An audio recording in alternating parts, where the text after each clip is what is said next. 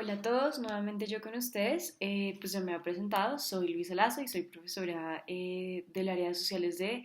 Codito a nivel octavo.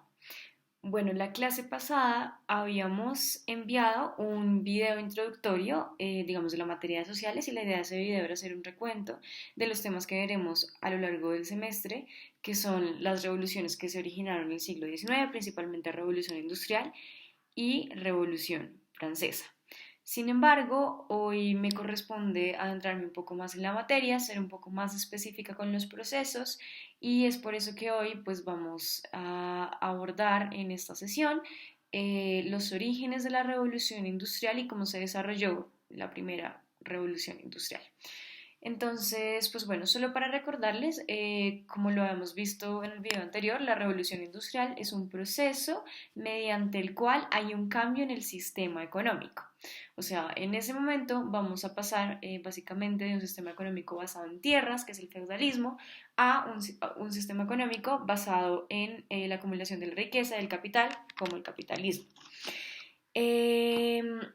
es algo muy importante porque el sistema económico siempre ha sido como, digamos, un aspecto de la vida social que puede definir la política, la religión y muchas aristas de la vida en comunidad. Entonces, pues por eso es que la revolución industrial es algo que impacta, pues porque es lo que moldea el sistema en el cual vivimos actualmente, que es el capitalismo, y lo que va a determinar, digamos, cómo se va a desarrollar la política, cómo se va a desarrollar pues las relaciones sociales en torno a eso, que más adelante también lo veremos reflejado, por ejemplo, en las revoluciones liberales, como la Revolución Francesa, que son revoluciones de carácter político y no tanto económico como la Revolución Industrial.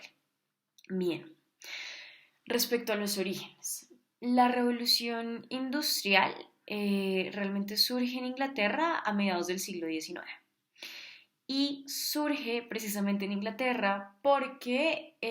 digamos, las circunstancias en Europa son bastante disímiles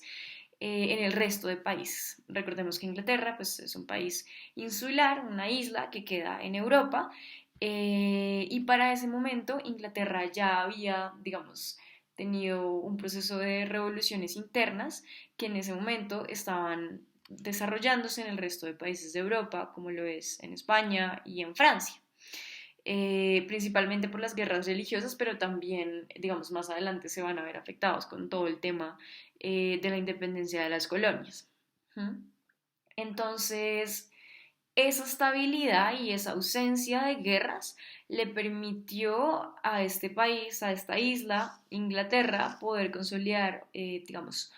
un sistema bancario muy fuerte, porque en ese momento ya existía el dinero físico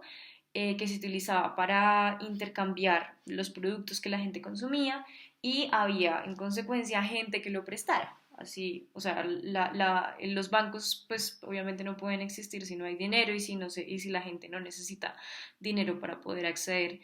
a las cosas que consume, a las cosas que utiliza.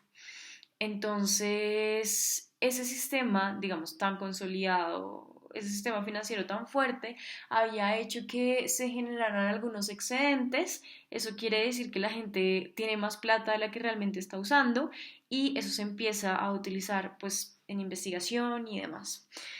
Otra característica importante en este momento en Inglaterra es que a diferencia del resto de los países de Europa, de España, de Alemania, de Francia, en Inglaterra en ese momento no habían reyes, digamos, muy autoritarios, ¿sí? Que gobernaran con, o sea, con mucha firmeza, sino que en ese momento ya habían tenido lugar, digamos, alguna serie de eventos políticos que habían hecho que el rey no estuviera del todo 100% presente en la política. En ese momento Inglaterra ya contaba con un parlamento, que en Colombia es el Congreso, y ese parlamento pues limitaba el poder del rey. Entonces, o sea, la política estaba conformada de una forma muy distinta y el rey no podía controlar todo lo que las personas hacían, básicamente. Y no tenía esa pretensión.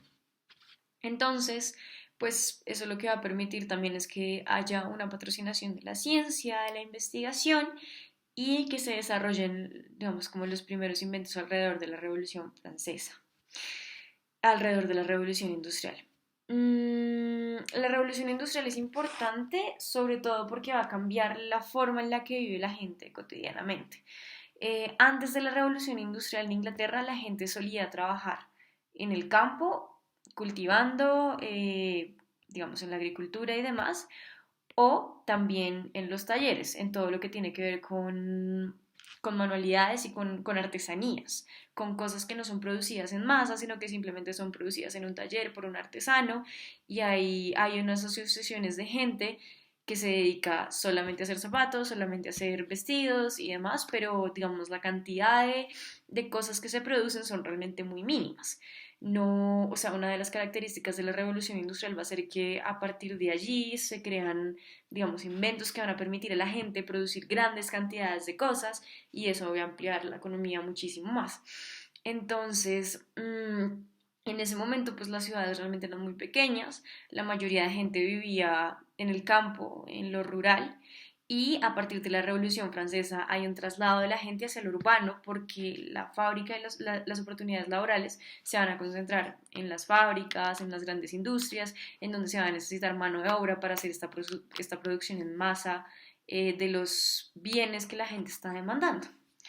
Entonces, en ese sentido, va a cambiar un montón la forma en la cual la gente se organiza en las comunidades, pues del campo a la ciudad. Las ciudades van a crecer muchísimo y además de eso, también va a aumentar la expectativa de vida de la gente, porque es cierto que, digamos, se van a tener como más recursos y la gente va a poder consolidar una expectativa de vida mejor, o sea, van a ser más saludables, van a tener acceso a mejor comida, eso hace que la comida en masa se empiece a producir y demás. Entonces, pues cambia mucho el concepto de la ciudad y el concepto en el cual, digamos, bajo las asociaciones en las cuales la gente vive. En esta primera etapa de la revolución industrial son muy importantes, digamos, como el descubrimiento de metales que se van a utilizar, el carbón y el acero, clave para la producción de las cosas que ellos van a desarrollar y también todo el tema de la máquina de vapor y los motores automatizados. Entonces, esto pues va a tener, digamos, repercusiones importantes porque con la máquina de vapor todo va a ser mucho más rápido. Digamos, el transporte va a ser algo que se va a empezar a desarrollar y se va a empezar a mirar como una necesidad pues, dentro de las ciudades y los motores automatizados son, digamos, como el antecedente de lo que podría llegar a ser digamos, un invento como el automóvil que va a ser mucho más posterior. Eh, y pues básicamente la revolución industrial es algo que reconfigura la vida de la gente en Inglaterra y es un proceso que va a empezar a expandirse una vez el resto de los países de Europa empiecen a calmarse un poco, digamos, con sus conflictos internos y con las guerras que ellos están viviendo. Entonces, pues